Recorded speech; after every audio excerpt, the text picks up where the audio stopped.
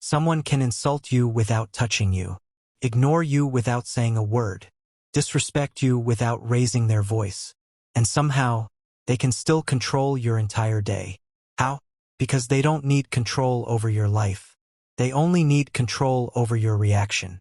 If they can make you angry on command, make you desperate for their approval, make you explain yourself, make you lose sleep, make you send the message you promised yourself you wouldn't send, then they already have more power over you than you think. But here's the uncomfortable truth. The person who provokes you doesn't always have control over you. You give them control the moment you surrender your response.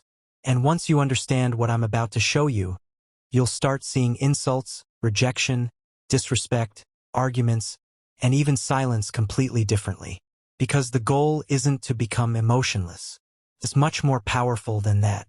The goal is to become someone who cannot be easily controlled. And the final realization is the part most people never understand.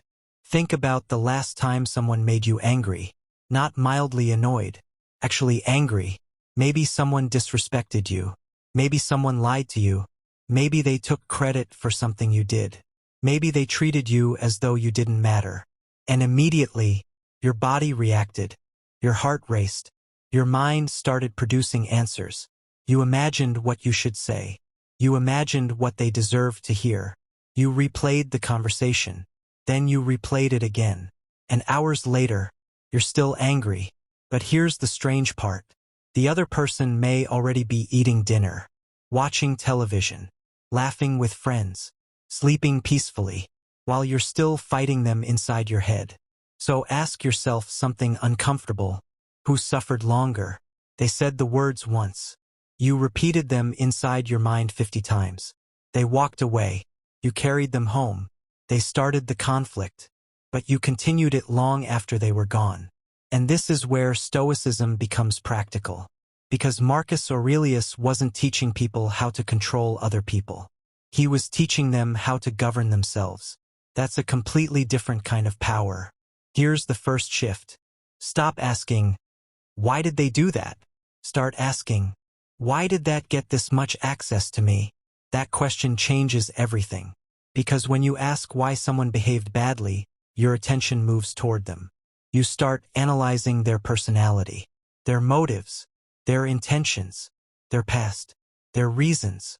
But when you ask why their behavior has so much access to you, the attention comes back to where your power actually exists, inside you. And that doesn't mean their behavior was acceptable. It means you refuse to let their behavior decide what happens next inside your mind. That's an enormous difference. You can acknowledge disrespect without becoming disrespectful. You can recognize manipulation without becoming obsessed with the manipulator. You can walk away without needing revenge. You can establish a boundary without turning the situation into war. And that is the first sign that you're becoming emotionally stronger. But there's something deeper happening here. Because sometimes, the reaction isn't really about what happened. It's about what you believe what happened says about you. Imagine two people receive the exact same criticism. Person A hears, "You're not good enough," and immediately thinks, "I need to prove them wrong." Person B hears the same sentence and thinks, "Is there anything useful in this?" If there is, they learn. If there isn't, they let it go. Same words, completely different internal worlds. Why? Because the event isn't the entire experience. Your interpretation is part of the experience. And this is where most people lose themselves. Someone doesn't text back. Fact, they didn't reply. Story, they don't respect me. Someone doesn't invite you somewhere. Fact, you weren't invited. Story, they don't value me. Someone criticizes your work. Fact, they criticized it. Story, they think I'm a failure. Do you see what happened? The fact was small. The story became enormous. And once you learn to separate facts from stories, you become much harder to manipulate. Because manipulation often depends on getting you to react to an interpretation before you've examined the facts. So the next time your emotions suddenly rise, pause. Ask, what do I actually know? Then ask, what am I assuming? That tiny distinction can save you from enormous mistakes. But we're still only at the surface, because there's an even bigger trap. Sometimes the person isn't controlling you with anger. They're controlling you with silence. They stop replying. They become distant. They withdraw attention. And suddenly, you chase. You explain. You apologize. You ask what happened. You send another message. Then another. Why? Because uncertainty is uncomfortable. Your mind wants closure. It wants an answer. It wants certainty. And whoever controls the uncertainty can sometimes control the emotional temperature of the relationship. But here's where the Stoic mind becomes different. It doesn't demand certainty before remaining peaceful. It says, I don't know why they did it, and I don't need to invent an explanation. That's powerful, because sometimes peace begins with accepting. I don't know. I don't know what they're thinking. I don't know what they will do. I don't know whether they'll apologize. I don't know whether they'll understand me. And that's okay. I can still choose my behavior. I can still protect my dignity. I can still move forward. You don't need every answer to make a wise decision. And once you understand that, people lose one of their easiest ways to control you, your need for certainty. Now let's make this personal. Maybe you've spent too much time trying to change someone's opinion of you. Maybe you've explained yourself to people who had already decided to misunderstand you. Maybe you've tried to make someone realize your value. Maybe you've waited for an apology. Maybe you've spent months hoping someone would finally treat you differently. And perhaps nobody has told you this clearly enough. You can stop. You don't have to convince someone to value you. You don't have to force someone to understand you. You don't have to chase closure from someone who refuses to give it. And you certainly don't have to destroy your peace trying to make another person behave correctly. This is not giving up. This is recognizing the boundary between your responsibility and theirs. Your responsibility is your character, your words, your actions, your standards, your response. Their responsibility is theirs. And the moment you stop confusing the two, your mind becomes quieter. But now comes the most dangerous mistake. Because some people hear all of this and think, fine, I'll just stop caring. No, that's not strength. That's another form of reaction. You don't need to become cold. You need to become clear. A strong person can care deeply without becoming controlled. They can love someone without losing themselves. They can be hurt without becoming cruel. They can feel anger without handing anger the steering wheel. They can feel fear without allowing fear to make the decision. That's the difference between emotional suppression and emotional mastery. Suppression says, I shouldn't feel this. Mastery says, I feel this, but I decide what happens next. That's Stoicism, not the absence of emotion, the leadership of emotion. Think about a horse. If the horse controls the rider goes wherever the horse wants. But if the rider controls the reins, the horse can still be powerful. The difference isn't whether the energy exists. The difference is who is directing it. Your emotions are powerful. Anger can warn you. Fear can alert you. Sadness can reveal what mattered. But none of them should automatically become your commander. Feel everything. Obey nothing blindly. That's emotional discipline. Now here's the practical part. The next time someone provokes you, don't immediately ask, what should I say? Ask, what outcome do I actually want? That's a completely different question. If your goal is revenge, you'll react differently.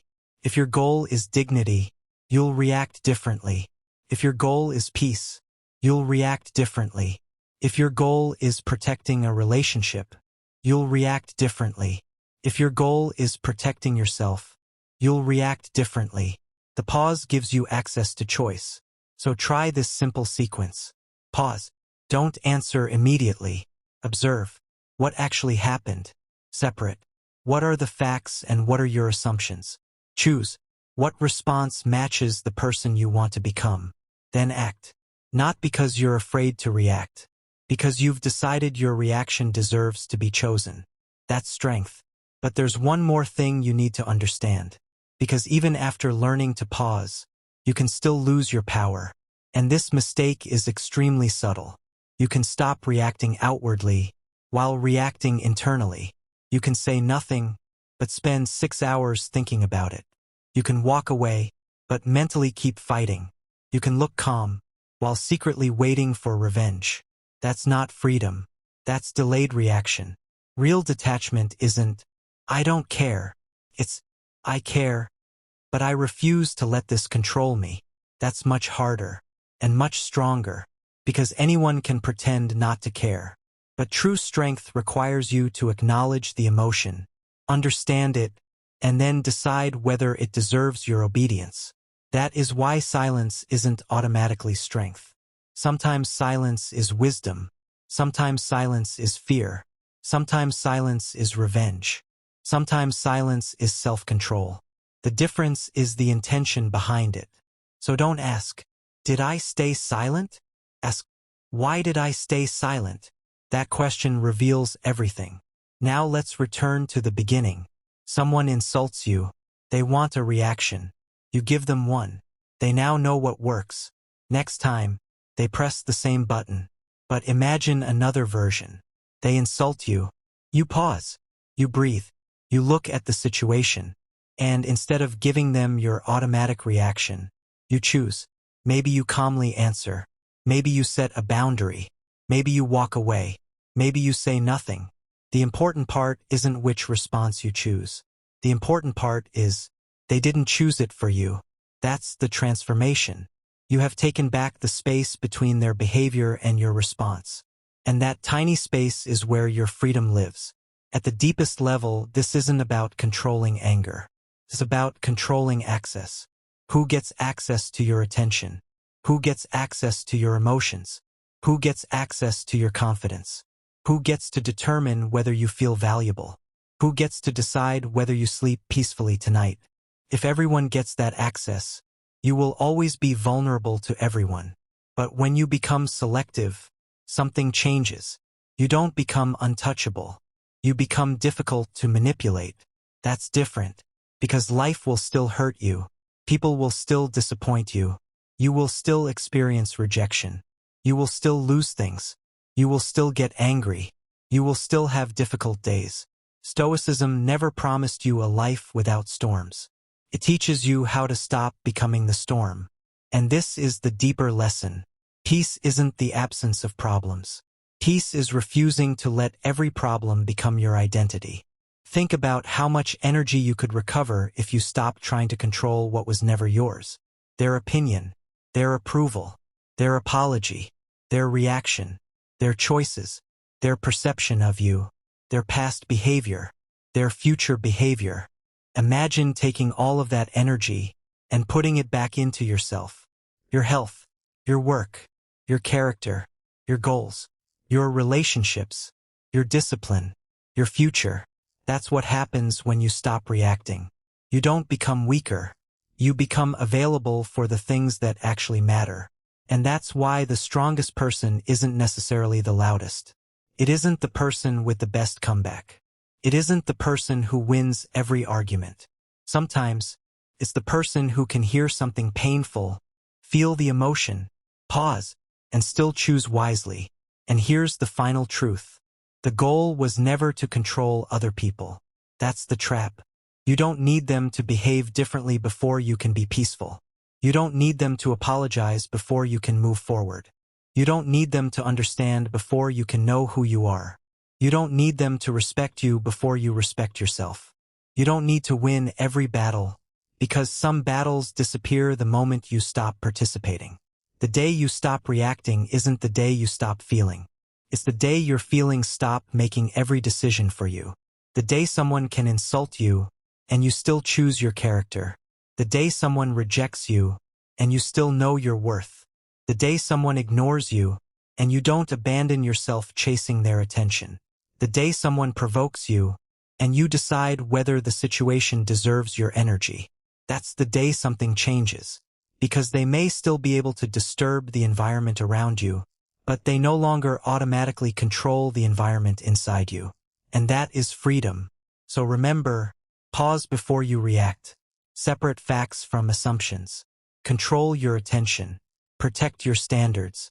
Accept what you cannot change. And never give another person the power to determine who you become. Marcus Aurelius wrote about governing oneself rather than being ruled by external things. That is the battle. Not against them. Against the part of you that wants to surrender your peace every time someone pushes the right button.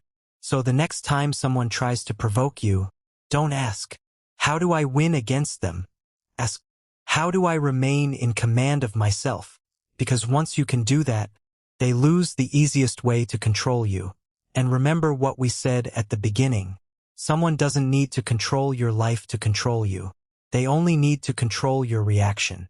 But when you stop reacting automatically, when you pause, when you choose, when you govern yourself, you take back the power you were giving away.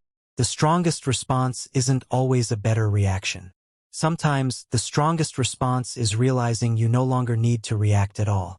If this changed the way you see anger, control, and emotional strength, subscribe for more Stoicism, psychology, and self-mastery. And the next time someone tries to pull you into their chaos, pause, because that pause may be the moment you finally realize they don't control you anymore.